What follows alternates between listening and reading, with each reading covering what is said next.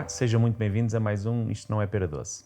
O convidado deste programa passou pela Secretaria de Estado da Juventude, pela Administração da Fundação de Cascais e pela Direção do Fórum Liberdade e Educação.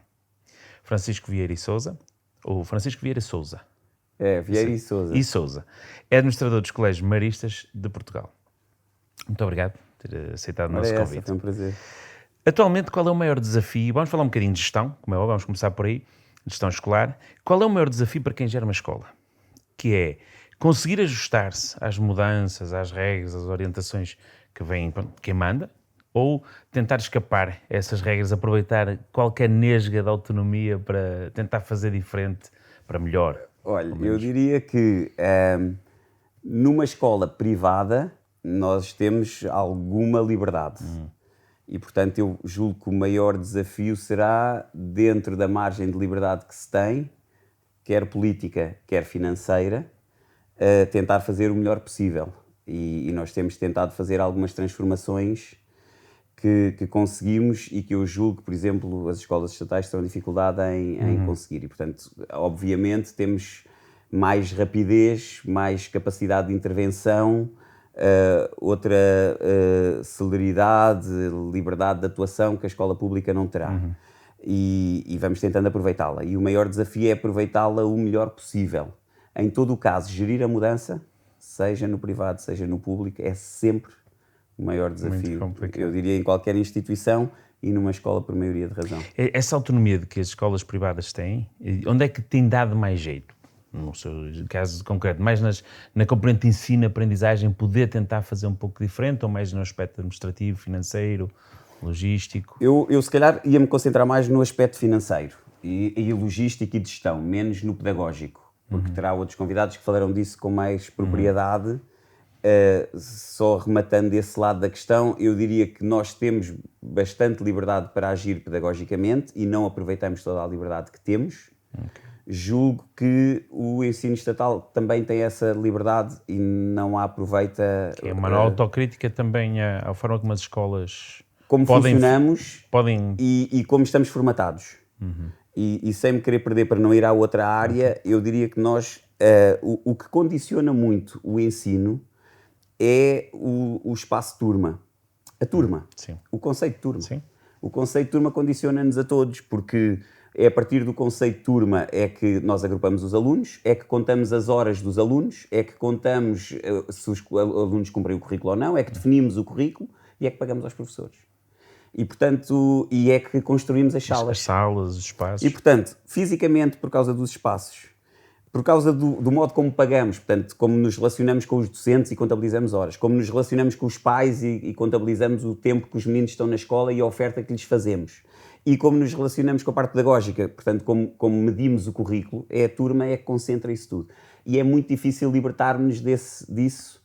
E eu penso que há tentativas, seja políticas, seja dentro das escolas, criar as DACs, criar turmas partidas, criar espaços de trabalho que ultrapassam um bocadinho o conceito do tempo de aula e da turma, portanto estão as duas coladas uma à outra, não é? A hora letiva, digamos assim, e a turma, mas estamos sempre muito condicionados e é difícil de rasgar isso. E trazer tecnologia, por exemplo, para a área de ensino e aprendizagem. Também há muitas tentativas de tentar dinamizar e quebrar um bocadinho com essas formas. E isso ajuda. Portanto, no fundo, a tecnologia vem-nos dar instrumentos para partir estas amarras que de outra forma não tínhamos tanto. Agora, voltando para a parte da gestão, eu diria que aí, se nós olharmos para as escolas, e nós temos sentido isso, e eu imagino que no estatal seja igual, há uns anos, aliás, vê-se aqui mais na cidade de Lisboa, por exemplo, ou Cascais, que é um dos concelhos onde nós temos escolas, os maristas. Os maristas têm escolas dos 3 anos ao 12º. Estes dois concelhos de Lisboa e Cascais sempre tiveram muita oferta privada, por exemplo, de pré-escolar e primeiro ciclo, pequenas escolas de pré-escolar e primeiro ciclo. Dá a ideia de que há uns anos, eu diria há 50 anos, seria relativamente simples abrir uma escola. Um professor mais dinâmico abria uma escola privada, arranjava uma moradia, nós vemos isso, um andar até em Lisboa, algumas eram em andares, etc. Convidava mais 3, 4 professores e abria uma escola. E as escolas foram criadas à volta desta ideia, ou foram criadas, ou sempre existiram assim, muito centradas, e é assim que deve ser na parte letiva, e na parte pedagógica, e na parte da docência. E isso é o que interessa. Simplesmente os serviços de suporte à escola, à área onde eu me mexo com maior liberdade, foram ganhando um peso maior, ou tornaram-se uma necessidade maior. Antes você não tinha tanta necessidade desses serviços de suporte, e agora, para prestar um bom ensino, não é que eles sejam centrais. O central continua a ser o professor na sua relação com o aluno. Mas tem muito mais necessidade absorvem deles. Completamente a vossa atenção. A minha, seguramente. E aí entra o tecnológico. Para o professor poder trabalhar com o tecnológico, ele precisa de um bom serviço de suporte na área tecnológica. Aí entra a questão dos serviços de apoio à escola, tudo o que tem a ver com a segurança contra incêndios, o que tem a ver com as instalações, o que tem a ver com os refeitórios, toda essa área de suporte, a qualidade, a comunicação, até os recursos humanos. Quer dizer, hoje em dia em qualquer empresa o departamento de recursos humanos desenvolveu-se brutalmente. O departamento de comunicação, alguma coisa a ver com a qualidade, medir o relacionamento com os pais, a comunicação interna, a comunicação externa, tudo isso desenvolveu. Nas empresas ocupa uma grande área e uma dimensão enorme. Numa escola privada começa a ocupar dimensão. Nós quando olhávamos, por exemplo, para os quadros dos colégios, mas pessoas que eu conheço melhor, mas será igual na maior parte das escolas. Objetivamente, nós estamos a falar de entidades altamente formadas, cientificamente. Portanto, a média de habilitações numa escola é brutal. Todos os professores são, no mínimo, licenciados. E eles são o grosso dos nossos funcionários. Exatamente. Mas fora do que eram os docentes, praticamente não tinha licenciados. Todos os serviços de apoio eram serviços não diferenciados. Limpeza, vigilância, refeitório. Hoje em dia isso é impensável. Você tem uma série de serviços de apoio que são com pessoas também altamente qualificadas. E isso dá-nos gozo, a mim, naturalmente, é uma parte da gestão que tenho que fazer, também faço a outra, a gestão da carreira docente, podemos falar um bocadinho disso, mas... dá jeito a tal autonomia. E aí você pode agir, que era o fundo da sua questão. Essa transformação que nós fizemos nos últimos 10, 15 anos e ainda estamos a fazer, no público você não vê. Sim. Você continua a ter a secretaria, depois tem os docentes, e depois não se sabe muito bem o que é responsabilidade da autarquia, o que é responsabilidade dos serviços centrais. Algumas coisas passaram para as autarquias. As compras, as questões logísticas. Os refeitórios, aí está, muito do que é o pessoal de apoio, pronto, porque são serviços, mas viu ali há pouco tempo, há 2, 3 dias, que o concurso para arranjar os computadores, isto porque falou da tecnologia, ficou sem candidatos. Sim. Pronto, isso para nós seria impensável. Eu, se não tenho um fornecedor, vou a outro fornecedor. E eu imagino as escolas deste país com não sei quantos computadores parados e à espera que um concurso público tem que ser público e tem que ter uma dimensão nacional, porque depois também é esta questão de ter que ser nacional e não sei o quê. E estão à espera e têm lá os computadores e não os podem arranjar, quer dizer... Ou outras situações logísticas. Imagino que podia ser tecnológica, uma questão tecnológica para ser resolvida no colégio, teria que ser com todas as outras escolas. E é uma pessoa de fora desconhecendo as especificidades, neste caso, na Câmara, que é obrigada a fazê-lo, não é? E que vai tomar uma decisão para todos. E eu penso que esse é um dos desafios. Não será o central, aqui no seu podcast, quer dizer, seguramente há coisas mais interessantes nas escolas, a parte pedagógica é sempre central, etc. Mas na parte da gestão, esta profissionalização dos serviços de apoio, eu sublinho, são serviços de apoio, nós temos clara consciência disso, mas a parte pedagógica é que é central e estes serviços servem para apoiar a parte pedagógica. Mas hoje em dia tem uma dimensão importante e para nós tem uma dimensão importante e temos vindo a melhorá-los e a profissionalizá-los. E noto que isso é mais difícil noutras áreas. Eu vou para manter nessa conversa, vou saltar para uma coisa que lhe ia perguntar. Algo que eu fico sempre, por exemplo, a área tecnológica, como é óbvio, é uma das áreas que mais nos interessa. Mas em muitas outras áreas sentimos que realmente a escola, quando tem que tomar decisões, está muito mais focada noutras áreas financeiras, administrativas e menos, por exemplo, na visão de ensino e aprendizagem ou na questão pedagógica. Lógica. Não se sente isso? Porque um gestor vai ter que ouvir o pessoal que está nas secretarias administrativas, financeiras, logísticas, problemas de dia-a-dia, então o foco... Sim, isso é verdade, mas procuramos não esquecer que o central é o pedagógico e na organização, por exemplo, nossa, eu não sei como é noutras escolas, sim. Isso está claro porque nós temos o diretor e o diretor é responsável pela área pedagógica e no final do dia é responsável pela escola. E, portanto, eu, apesar de tratar da administração de ambos os colégios maristas em Portugal, respondo aos diretores de cada escola. Nós estamos ao serviço da parte pedagógica. Exato. Pelo menos é assim que está desenhada a organização e que procuramos respeitar. Naturalmente que fica difícil, às vezes, colocar os alunos no centro. Na parte tecnológica, como digo, a parte tecnológica, pelo menos na minha visão, é um instrumento. Portanto, acho que não é de todos. Portanto, não é um fim em si mesmo. O maior desafio são os professores. Eu, pronto, não sendo professor, depois posso ser injusto, mas o maior desafio são os professores. Os professores é que têm que alterar a prática pedagógica, incorporar novas práticas, incorporar até novas formas de estar na escola, estes novos instrumentos. Para os miúdos aquilo é natural, não vem... E o segundo grande desafio, porque não são problemas, são desafios. O primeiro são os professores. Por exemplo, nos maristas nós entregamos hoje em dia, um professor entra na escola, recebe um equipamento informático. O que noutras áreas de atuação seria óbvio, não é? Você entra em qualquer empresa a um certo nível e recebe o seu equipamento, o telemóvel, isto, aquilo, aquilo outro. Na escola, no mínimo dar o computador, porque nós estamos a pedir que ele utilize o computador. Os nossos alunos já fazem tudo com manuais digitais, etc. Não fazia sentido não darmos um equipamento ao professor. E para alguém que venha de uma escola onde não utiliza manuais digitais, isso vai ser logo um choque. Para o aluno adapta-se rapidamente, para o professor adaptar-se é difícil, e eu percebo, para mim também seria difícil de repente fazer uma transformação dessas. Portanto, o primeiro desafio é com os professores. O segundo, também ainda não é com os alunos, é com os pais. Sim. Os pais são ali outra questão, porque os pais gostam de ver, não gostam que os meninos carreguem os livros. Sim. E eu também não gostava quando as minhas filhas carregavam os livros. Mas gostam de ir no fim do dia tirar o livro e ver o que é que o menino esteve a fazer. E não saber o que o miúdo esteve a fazer. Ou não saber se ele vai bem na matéria ou mal na matéria e não ver lá no caderno o que é que ele escreveu ou deixou de fazer. Ou em que página está, ainda causa Mas isso pode ser resolvido com tecnologia. Mas eu trabalhei a fazer essa pergunta, eu não trabalho nessa área, mas ouço.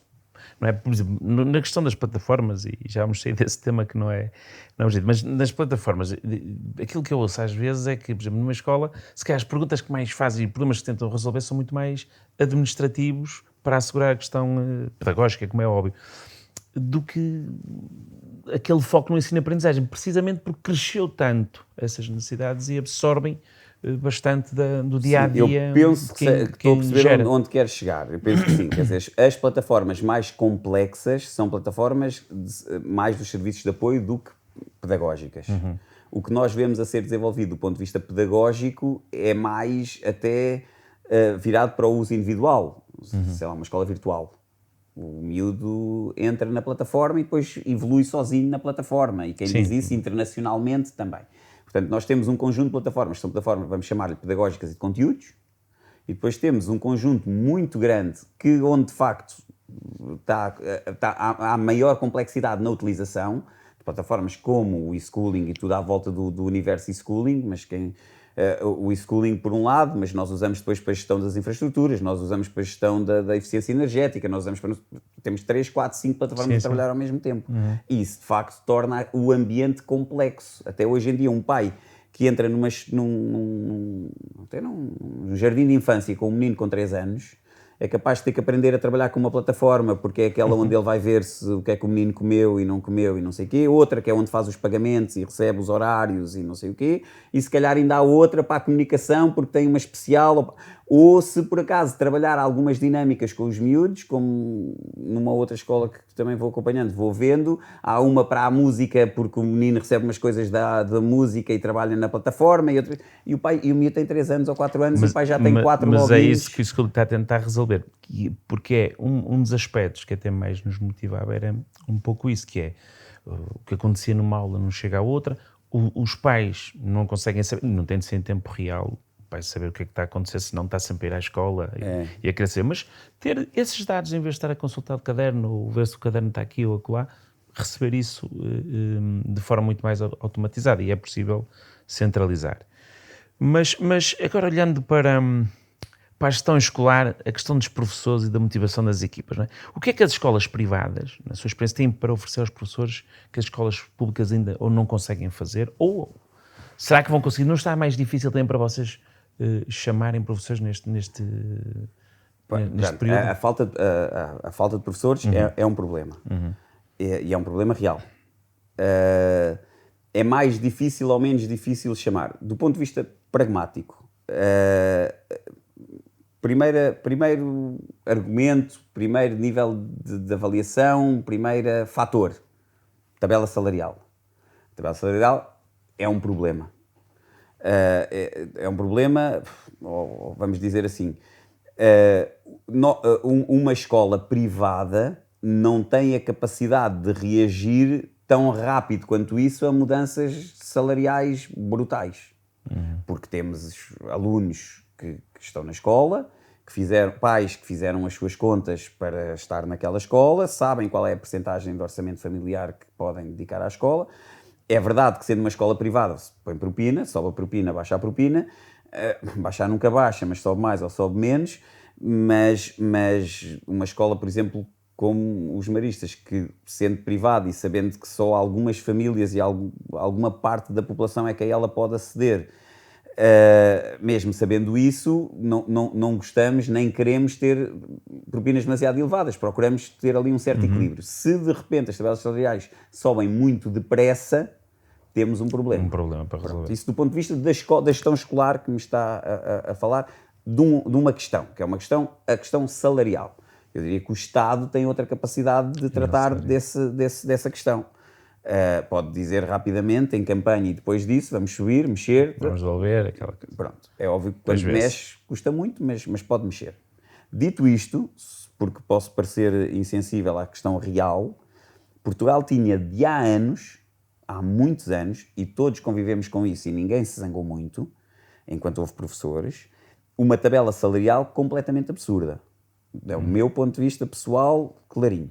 E os relatórios da OCDE, do Education at a Glance, mostravam isso. Eles, todos os anos, quem quiser ver as séries de há 20 anos a esta parte, há sempre um gráfico que diz o valor que se ganha ao início da carreira e o valor que se ganha ao final da carreira, e Portugal aparecia sempre na ponta, porque eles depois ordenam aquilo, e Portugal aparecia sempre na ponta, se não era o primeiro, era o segundo, se não era o segundo, era o terceiro, dos países onde a diferença salarial à entrada e à saída da carreira era maior.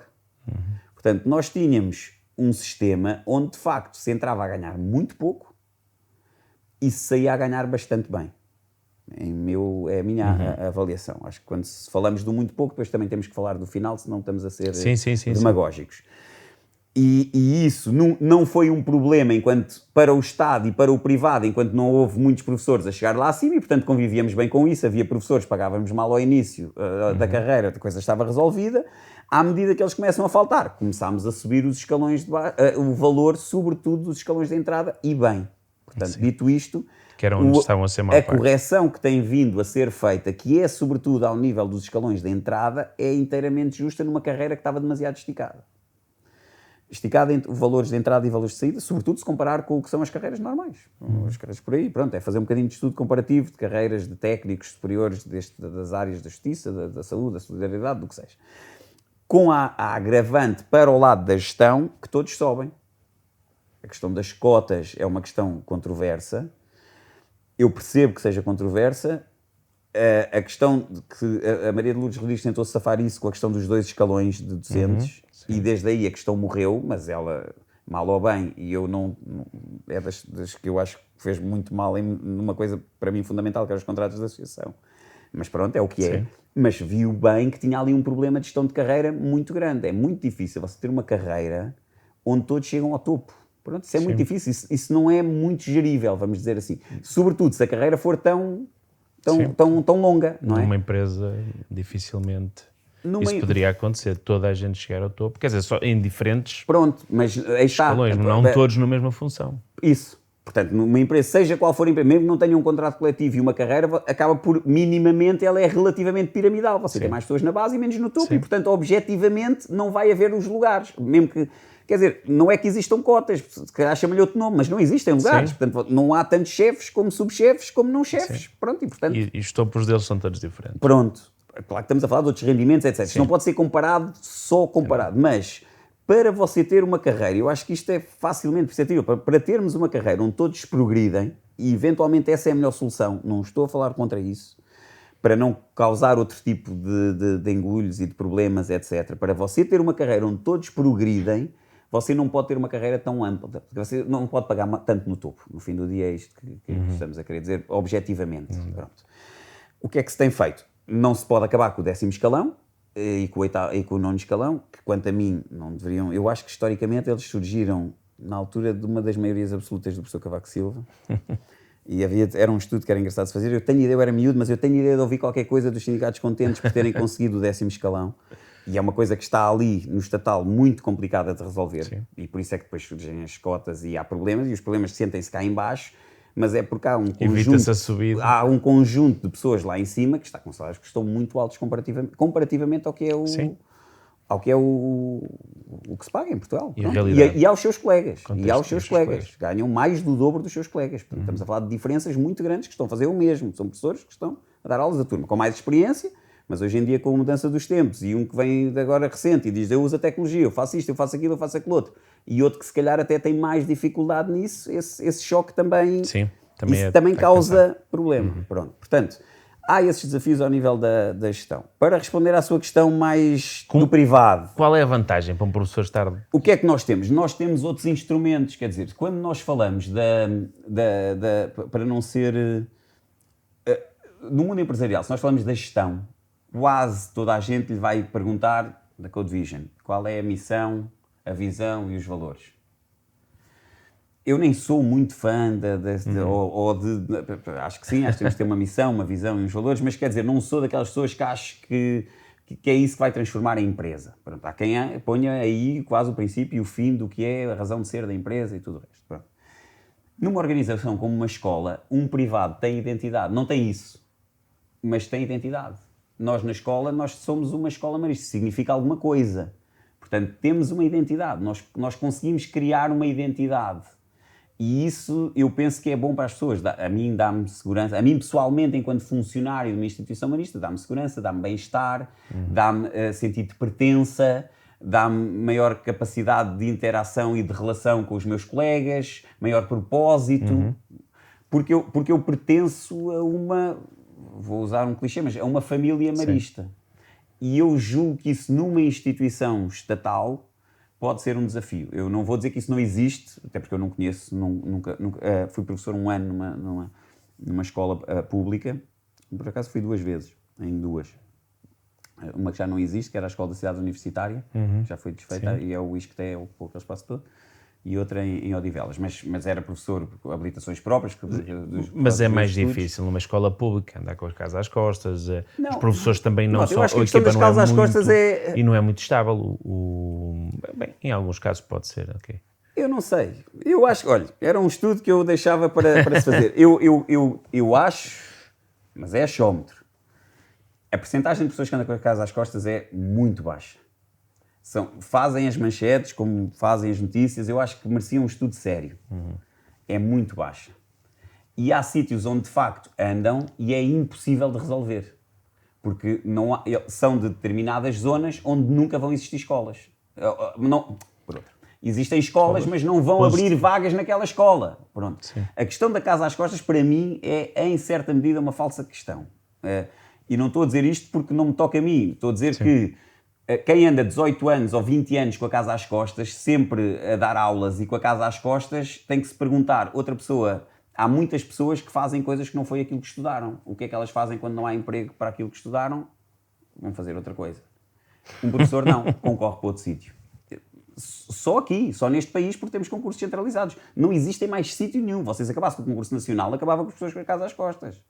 As pessoas com a casa às costas é uma decorrência do centralismo do nosso sistema de ensino. Não é uma prática que se criou porque há sempre aquela esperança de que eu hei de ficar colocado. Em algumas situações, como lhe digo, se você for de Celurico de Basto, onde existe uma escola, um agrupamento de escolas por concelho, e em metade do nosso país provavelmente existe um agrupamento de escolas por concelho, se não abrirem vagas de professor, ele pode andar a vida toda com casa às costas, porque não há essas vagas. Ele nunca vai ter um lugar ao pé da casa dele, porque não existe. Mas ele continua porque existe uma esperança, porque todos os anos há um concurso nacional e eventualmente haverá um lugar. Não, eu não acho que seja por causa da casa às costas, nem sequer acho que seja por causa da estabilidade do corpo docente, que eu acho que o corpo docente vai sendo cada vez mais estável do que vou vendo das escolas de visitantes. E então é... É porque não há uma identidade. Não há uma identidade. E em certa medida também ninguém quer que haja. Porque a escola pública, por definição, é suposto ser igual para todos, e por ser igual para todos, elas têm que ser todas iguais, e se elas são todas iguais, Não tem identidade. não tem identidade. Claro que isto é a linguagem, isto é o raciocínio básico de alguém que defende a liberdade de educação. Já não faço disso um cavalo de batalha, mas de alguém que defende a liberdade de educação. Eu acho que é um desafio muito grande para uma escola. Hoje em dia falaria assim, para uma escola estatal, isto é um desafio muito grande. E noto que os governos tentam, e os ministérios também, e os professores também, sobretudo as direções das escolas, tentam remar contra isto. Criou-se o Conselho de Escola, e portanto tenta-se criar ali estruturas que agreguem, e há os projetos educativos, mas quer dizer, quem se puser a ler projetos educativos Então, das escolas, aquela introdução é igual para todos. Está-me a dizer que, ou acha que todas aquelas pessoas que têm defendido a escola pública, são intransigentes em relação à escola pública, na verdade, estão a ajudar a cavar um fosso entre a escola pública e a privada, e estão a deixar a escola privada cada vez mais para famílias com mais necessitadas ou com menos capacidade financeira. Não queria ir não tão concorda longe. com isso? Eu digo é que acho que vamos lá ver. Tanto, acho que todas as pessoas que se envolvem nisto têm boas razões. Pronto, acho que não há ninguém. Agora, não há ninguém, não. Mas temos que ser objetivos. Eu julgo que em certo momento a guerra contra a escola privada foi uma guerra contra a escola católica. Posso estar a ser abusivo, mas é a sensação que tenho. Porque a escola privada era sobretudo a escola católica. Eram os colégios como os colégios maristas, que tem 70 anos, ou tem 50 anos, ou os colégios dos jesuítas, ou os colégios dos salesianos, ou o que seja. E eu creio, esses é que são os colégios privados no imaginário das pessoas. Depois existia o colégio moderno, pronto, que era para compor o ramalhete. Não é que não existam outras, e não quero ser injusto, mas eu creio que foi muito uma guerra ideológica, esquerda-direita, mas mais que uma guerra ideológica, foi uma guerra de uma certa esquerda contra a Igreja. E tenho pena disso. Uma esquerda mais à esquerda, é isso? Uma esquerda anticlerical. Eu não vou dizer que seja mais à esquerda ou menos à esquerda, mas, olha, num artigo que falámos, uma esquerda, bloco de esquerda. Sim. E a razão é porque há ali por trás uma crítica a um indotrinamento, uma indoutrinação que a Igreja possa fazer. E eu não vou dizer que a Igreja não faça isso. Portanto, pode haver escolas onde isso existe. E, portanto, eu percebo que isso existe. Eu acho que a razão foi essa. E essa razão, eu tenho muita pena porque acabou com os contratos de associação. Sim. E eu acho que os contratos de associação eram uma coisa boa. Quem defende a escola pública, eu acho que defende uma escola para todos, e eu acho que faz bem. Eu penso é que, hoje em dia eu já olho para isto um bocadinho diferente do que nos anos do Fórum para a Liberdade de Educação, que já foi há alguns anos. Eu acho que nós temos que ter a capacidade de olhar para o sistema de ensino e tentar trazer para o sistema de ensino os melhores que gostem do sistema de ensino e que queiram fazer coisas boas no sistema de ensino. E acho que uma política educativa que ponha de fora, por exemplo, para defender a minha dama, a capacidade e o conhecimento que têm as escolas maristas, é uma política educativa tola. Agora, quem diz isto também para as outras. Agora, somos melhores? Não, mas trazemos qualquer coisa de valor. E eu penso que o sistema corre o risco de perder isso. E isso é tolo. Imagino, nós, nos maristas, só a unidade a que pertence, vamos dizer assim, que são os maristas de Compostela, somos 16 colégios. Fazemos N formações aos professores, pedagógicas, a maior parte, não é de outras, não é? Há muito pensamento, há anos e anos de trabalho em escola, etc. Porque é que isso sabe perder, não é? Agora, isso quer dizer que as escolas então devem ser todas privadas? Não, não acho. Quer dizer que as privadas são melhores? Também não acho. Acho é que temos que arranjar uma convivência onde se consiga trazer para o ensino os melhores. E acho mais do que isso.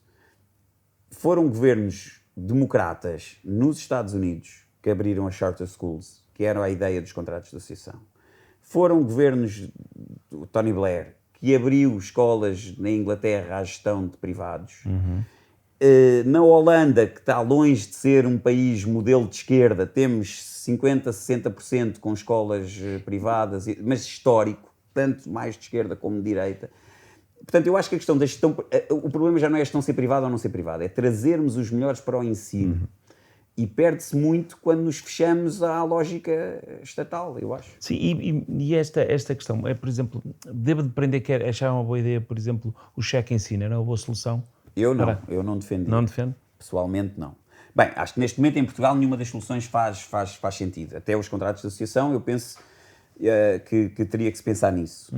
O cheque ensino, eu acho que não. E porquê? Eu acho que o cheque é uma coisa muito técnica. Mas tem que ser muito rápido. Muito rápido. O cheque ensino, para fazer sentido para mim, tem que ser, olha, vou ser muito rápido, tem que ser igual ao que foi feito para as creches. E aí sim. Ou seja, o cheque tem que ser tabelado e os pais não podem, a escola não pode cobrar mais do que o valor do cheque. O sistema que temos agora para as creches, que foi o governo de esquerda que fez. O que foi feito agora para as creches era um modelo que podia ser feito para todo o ensino. E foi um governo de esquerda e ninguém questionou por ser uma medida. Como há falta de lugares nas creches, ninguém se zangou de se abrir de repente, de estar a pagar ao privado para receber os meninos das creches. Mas então porquê é que isso é um problema tão grande no segundo ciclo, no terceiro ciclo e no secundário? Portanto, se for um modelo em que a escola então seja obrigada, no fundo um modelo de contrato de associação, a escola é obrigada a receber os alunos, não pode selecioná-los e não pode cobrar mais do que o valor do cheque, eu acho que o cheque em ensino pode ser bom. Mas eu acho que o modelo dos contratos de associação era um modelo ótimo. Eu acho que as autarquias, se caminharmos por aí, o país é muito desigual e se estivermos a falar de política educativa e menos de escolas, temos que arranjar maneiras de arranjar soluções diferentes para um país muito desigual. Não me faz sentido que numa autarquia de pequena dimensão, onde só temos um agrupamento de escolas, haja uma divisão entre o Departamento Municipal de Educação e a escola. Quer dizer, a mim não me faz sentido, não sei. Do ponto de vista de alguém que olha como gestão, não me faz sentido. Pode haver outros argumentos e podem ser muito válidos, mas a mim não me faz muito sentido. Se calhar num concelho de grande dimensão, de uma área do litoral, com muitas escolas, isso já não é assim.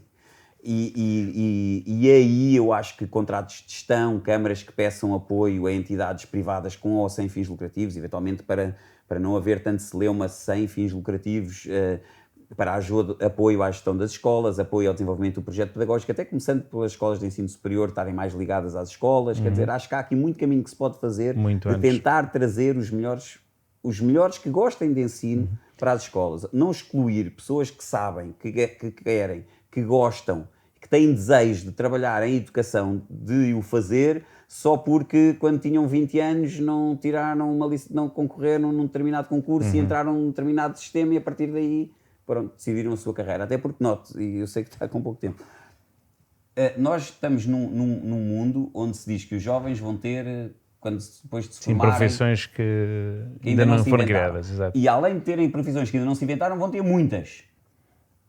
Todos os jovens, menos os que decidirem para professores. Porque esses é suposto decidirem aos 18 e ficarem sempre depois serem professores toda a sua vida. É a única carreira que eu conheço onde poderia haver alguma permeabilidade de entrada e saída. Mas como é que podemos chamar os melhores para ali? É tudo uma questão, por exemplo, agora vai entrar outro governo, não sei por quanto tempo, ou virá outro, não interessa. Mas temos um problema, a grande luta centra-se sempre na questão salarial. Não é? É só isso? Ou é também tempo, gestão, capacidade de meios de trabalho? Ou é um público que já está... Pode abrir a carreira. Pode abrir o acesso. Ou seja, vai toda a gente dar aulas? Não. Mas debaixo da responsabilidade da direção pedagógica da escola, escolher os melhores. Pode chamar pessoas. Agora, para todos, se calhar para os meninos do primeiro ciclo, se calhar é arriscado. Pode correr mal. Para o secundário ter seminários de temas de alguém que nunca foi professor e não tem as pedagógicas que se dava numa licenciatura, não me diga que não há aí pessoas que sejam capazes de dar uma aula porque se não deram as pedagógicas. Eu não acredito nisso. Quer dizer, eu vejo... E nem que isso fosse o caso, a própria escola tem que saber apoiar e conseguir. Se você der liberdade à escola para ir buscar pessoas, para fazer, portanto, por exemplo, para dar aulas. Agora, dar todas as aulas a todos os anos, não, tem que ser sempre, isto vão ser sempre remendos. O que também temos de ter às pessoas, como era a história da liberdade de educação, nós não vamos mudar um sistema que é puramente estatal para um sistema que é privado, se não faz sentido, as escolas existem, os professores estão aí todos, e está centrado numa carreira docente que está constituída e que não vai mudar do dia para a noite. Agora, arranjar válvulas de escape, em vez de ter uma coisa rígida que não se consegue mover e cada vez que você quer dar um passo é uma dor... Eu abriria válvulas de escape. Eu julgo que também um problema é a burocracia com que cada professor tem de lidar. Os papéis com que cada professor tem de lidar, que o afastam diariamente da missão deles. E isso vai tirar, se calhar também vai desincentivar pessoas que não estão neste momento no ensino. Isto não é só promover aprendizagens, trabalhar com os alunos. Sim, eu acredito que sim. Eu ouço essa preciso crítica aliviar constante isso. e eu penso que se a crítica é constante é porque é verdadeira. Ou pelo menos é essa a percepção que as pessoas têm e, portanto, temos que ir olhar para isso. Não sei muito bem como é que isso pode ser ultrapassado, porque não estou dentro dessa burocracia. A tecnologia ajudará seguramente.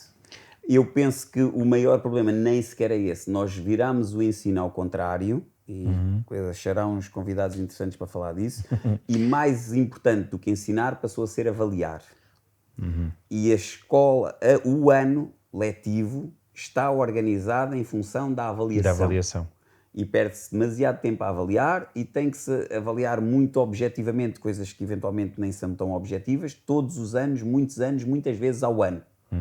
Porque os pais têm que saber e querem saber logo com o filho que só está no terceiro ano que percentagem é que ele teve no teste de matemática. Alguém que está a aprender a somar e a subtrair.